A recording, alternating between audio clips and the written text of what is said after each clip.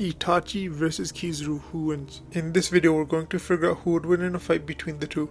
Both characters will be in their prime forms, and no, Itachi does not get Edo Tensei. Itachi, when fighting Nagato alongside Naruto and Bee, used all of their strongest abilities to destroy his Shibaku Tensei. And Shibaku Tensei is calculated on the island level, and he only contributed about a third of the power to destroy it. But he would still scale relative to it, since Biju bombs have been seen to be able to destroy much more. The explosion itself was overkill, so Itachi would be island level. Itachi, when fighting Naruto in his KCM-1 form, was actually evenly swapping hands with him, and KCM-1 Naruto, when fighting the Raikage, dodged his punch completely when he was basically next to him, and the Raikage was stated to be almost the speed of light, so this would put KCM-1 Naruto at FTL. And Itachi too, since he was swapping hands with that same Naruto. Kizaru should be pretty relative to the other admirals such as Kuzan, and Kuzan performed a very impressive feat where he froze the sea for days if not a week. And the sea is different from the ocean, the main difference being is that it's not as big, but it should be around a small country size. Kizaru later in Marineford fought the likes of Whitebeard and made many holes in him.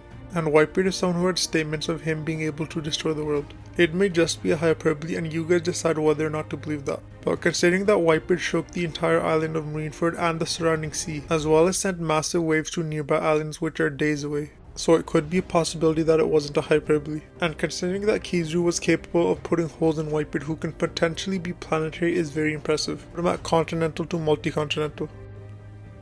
Kizaru's fruit is pretty easy to scale because his fruit is the Pika Pika no Mi, or the light fruit. So all of his movements are at the speed of light. This is shown when he reacted to Marco's kick, who is fast enough to dodge his own bullets. And more proof here.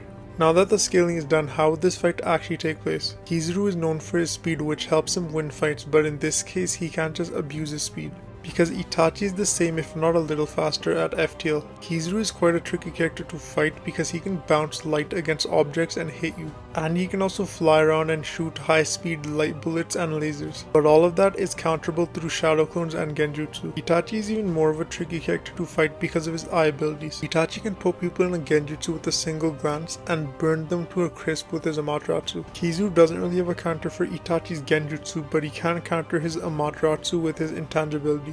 Genjutsu would be the main threat to Kizaru because Tsukiyomi, which Itachi can activate with a single glance, can make the person in it think they're continuously being stabbed, but in reality that's not what's happening because it's only an illusion. It can leave the victim in immense mental pain afterwards and potentially can cause them to collapse.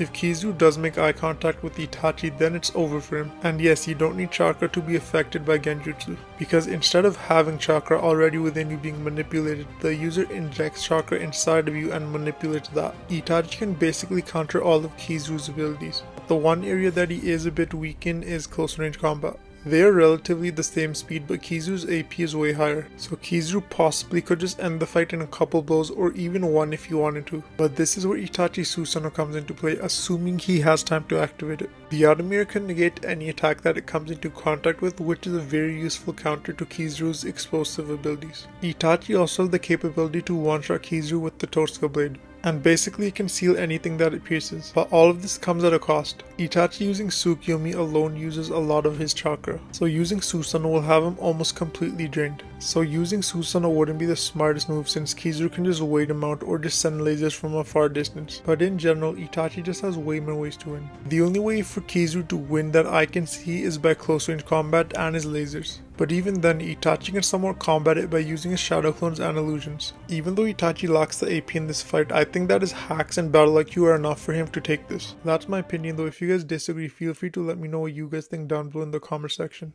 If you guys enjoyed, please subscribe as it really helps the channel, and until next time, peace.